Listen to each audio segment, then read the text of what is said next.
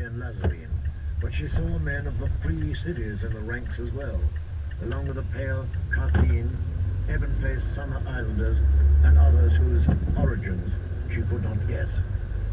And some had skins of the same amber hue as Krasny's Monaclos, and the bristly red-black hair that marked the ancient folk of Gis who named themselves the Harpist Songs. They sell even their own kind. It should not have surprised her.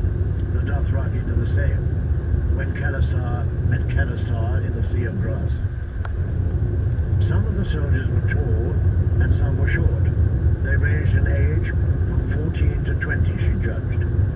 Their cheeks were smooth and their eyes all the same, be they brown or black or blue or grey or amber.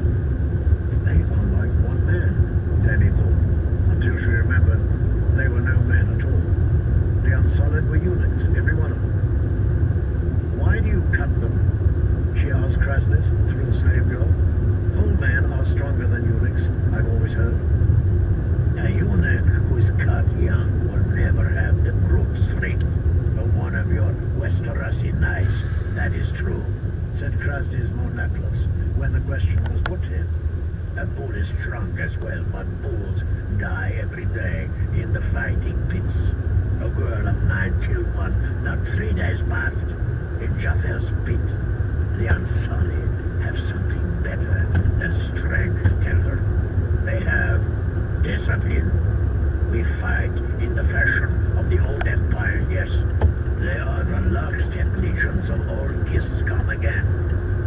Absolutely obedient, absolutely loyal, and utterly without fear. Danny listened patiently to the translation. Even the bravest men fear death and maiming, Austin said when the girl was done. Krasnys smiled again when he heard that. Tell the old man that he smells of piss and needs a stick to hold him up. But truly, your what's up? He poked her with his lash. No, not truly. Are you a girl or a goat to ask such folly? Say that Unsullied are not men. Say that death means nothing to them, and maiming less than nothing. He stopped before a thick-set man who had the look of a Lazar about him, and brought his whip up sharply, laying a line of blood across one copper cheek. The eunuch blinked and stood there bleeding. Would you like another? Asked Krasnys. If it please your worship. It was hard to pretend not to understand. Danny laid a hand on Krasnys' arm before he could raise the whip again. And tell the good master that I see how strong his Unsullied are, and how bravely they suffer pain. Krasnys chuckled when he heard her words of Valerian. Tell this ignorant whore of a Westerner that courage has nothing to do with it. The good master says that was not courage, your grace. Tell her to open those slut's eyes of hers. He begs you to attend this carefully, your grace. Krasnys moved to the next eunuch in line, a towering youth with blue eyes and flaxen hair of lice. Your sword, he said. The eunuch knelt, unsheathed the blade, and offered it up hilt first. It was a short sword, made more for stabbing than for slashing, but the edge looked razor sharp. Stand, Krasnys commanded. Your worship? The eunuch stood, and Krasnys Monaclos slid the sword slowly up his torso, leaving a thin red line across his belly and between his ribs. Then he jabbed the sword point in beneath a wide pink nipple and began to work it back and forth. What's he doing? Danny demanded of the girl as the blood ran down the man's chest. Tell the cow to stop her bleating, said Krasnys, without waiting for the translation. This will do him no great harm. Men have no need of nipples, and eunuchs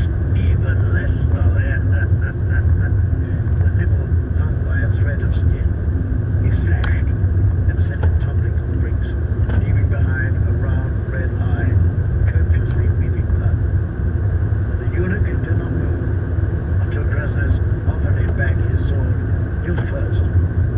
Yeah, I've done with you. This one is pleased to have served you. Krasnez turned back to Danny. They feel no pain, you see. How can that be? She demanded through the scribe.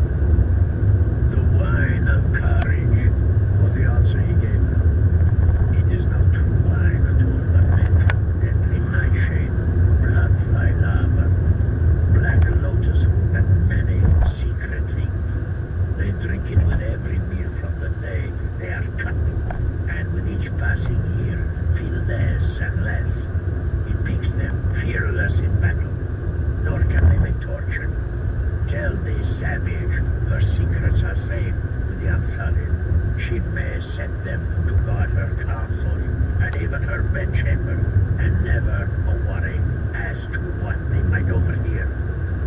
In Yunkai and Marine, eunuchs are often made by removing a boy's testicles, but leaving the penis. Such a creature is infertile, yet often still capable of erection. Only trouble can come of this. We remove the penis as well, leaving nothing. The Unsullied are the purest creatures on the earth. He gave Danny and Austin another of his broad white smiles. I have heard that in the Sunset Kingdom, men take solemn vows to keep chaste and father no children, but live only for their duty. Is it not so? It is, Austin said, when the question was put. And there are many such orders. The maesters of the Citadel, the Septons and Scepters who serve the Seven, the Silent Sisters of the Dead, King's Guard, and the Night's Watch. Poor things, growled the slaver after the translation. Men are not made to live thus. Their days are a torment of temptation, any fool must see, and no doubt most succumb to their baser selves. Not so are Unsullied. They are wed to their swords in a way that your small brothers cannot hope to match. No woman can ever tempt them, nor any man. His girl conveyed the essence of his speech more politely. There are other ways to tempt men besides the flesh. Austin Whitebeard objected when she was done. Men, yes, but not Unsullied. Plunder interests them no more than rape. They own nothing but their weapons. We do not even permit them names. No names? Danny frowned at the scribe. Can that be what the good master said? They have no names? It is so, Your Grace. Krasnez stopped in front of a Geskari, who might have been his taller, fitter brother, and flicked his lash at a small bronze disc on the sword belt at his feet. There is his name. Ask the whore of Westeros whether she can read Geskari glyphs. When Danny admitted that she could not, the slaver turned to the Unsullied. What is your name? He demanded. Oh, this one is called Let Flee, Your Worship. The girl repeated the exchange in the common tongue. And yesterday, what was it? Black Lack, Your Worship. The day before? Blonde Flee, Your Worship. Before that? This one does not recall, Your Worship. Blue Todd, perhaps, or Blue One. Tell her all their names are such, Krasnez commanded the girl. It reminds them that by themselves they are vermin. The name discs are thrown in an empty cask at duty's end, and each gone, plucked up again at random. More madness, said Austin when he heard. How can any man possibly remember a new name every day? Those who cannot are culled in training, along with those who cannot run all day in full pack, scale a mountain in the black of night, walk across a bed of coals, or slay an infant. Danny's mouth surely twisted at that. Did he see?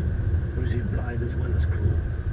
She turned away quickly, tried to keep her face a mask until she heard the translation. Only then did she allow herself to say, "Whose infants do they slay?" To win his spike cap, an unsullied must go to the slave marts with a silver mark, find some wailing newborn, and kill it before its mother's eyes. This way, to make certain that there is no weakness left in them. She was feeling faint. The heat, she tried to tell herself.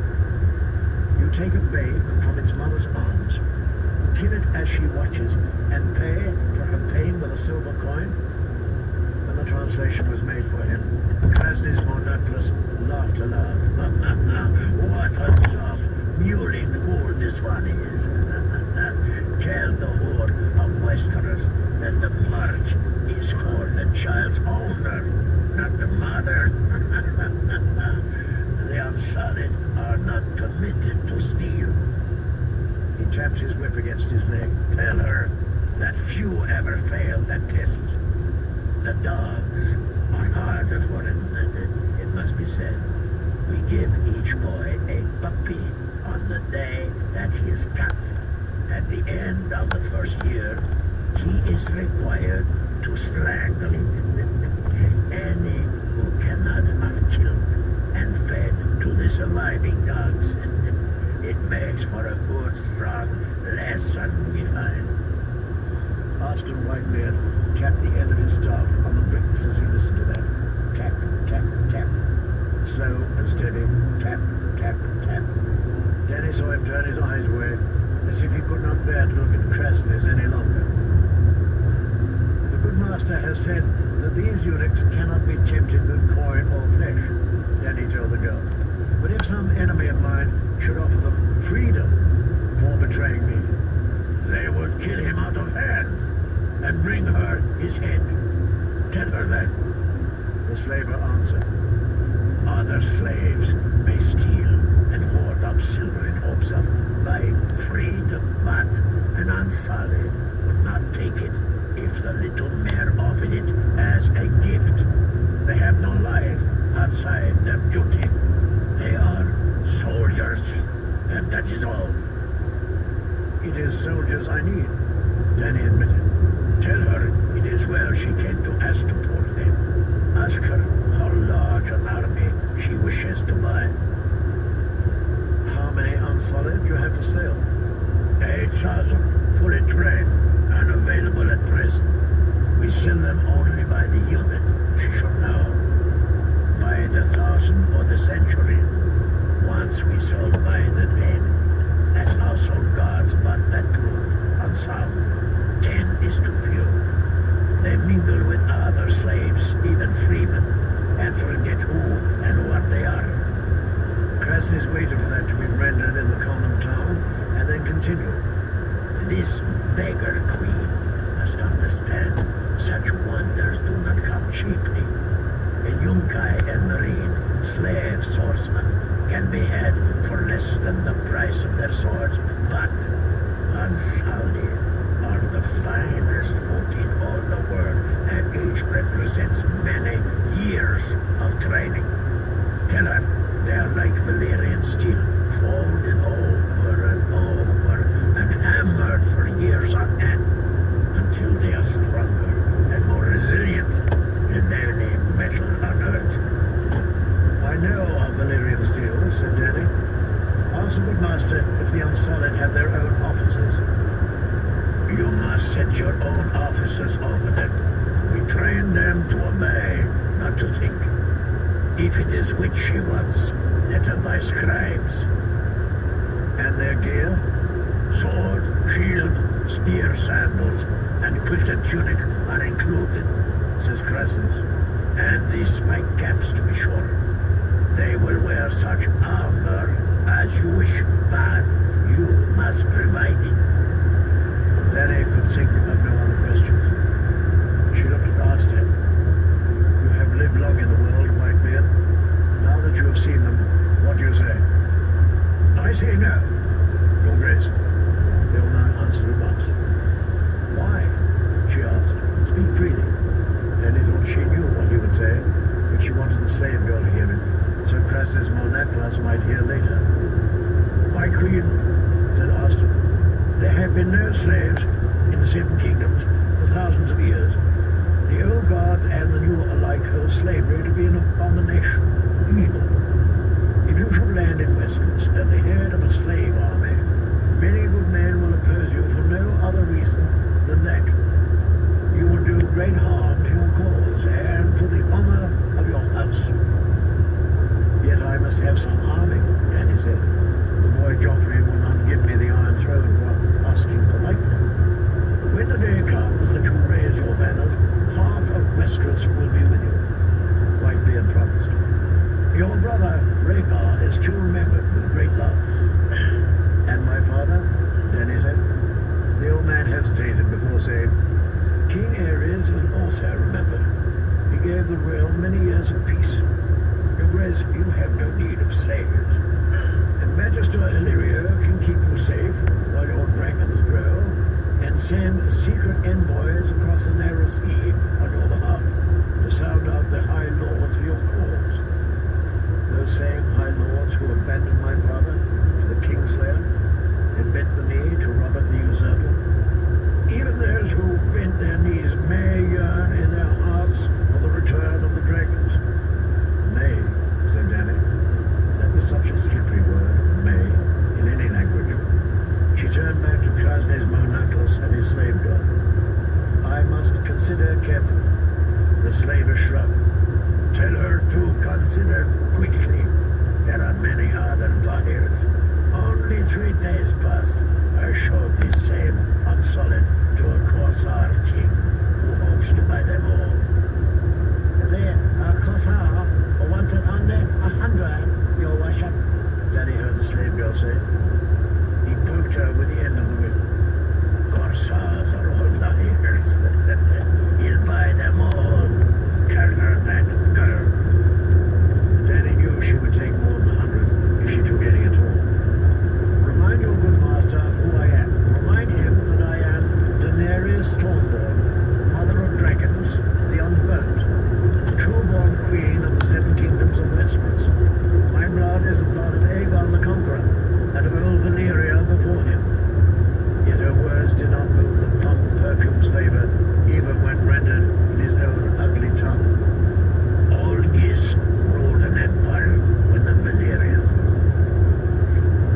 He growled at the poor little scribe. And we are the sons of the Harpy. He gave a shrug. My tongue is wasted wagging at women. Yeah, east or west, it makes no matter. They cannot decide until they have been pampered and flattered and stuffed with sweetmeats. Well, if this is my fate, so be it. Tell the whore that if she requires a guide to our sweet city, Krasny's Monaclas will gladly serve her, and service her as well, if she is more a woman than she looks. The good Master Krasny's would be most pleased to show you Astapor while you ponder, your grace, the translator said. I will feed her chili dog brains and a fine rich stew of red octopus and unborn puppy. He wiped his lips. Many delicious dishes can be had here, he says. Tell her how pretty the pyramids are at night. The slaver growled. Tell her I will lick honey of her breast, or allow her to lick honey of mine, if she prefers. Astapor is most beautiful at dusk, your grace, said the slave girl. The good masters like silken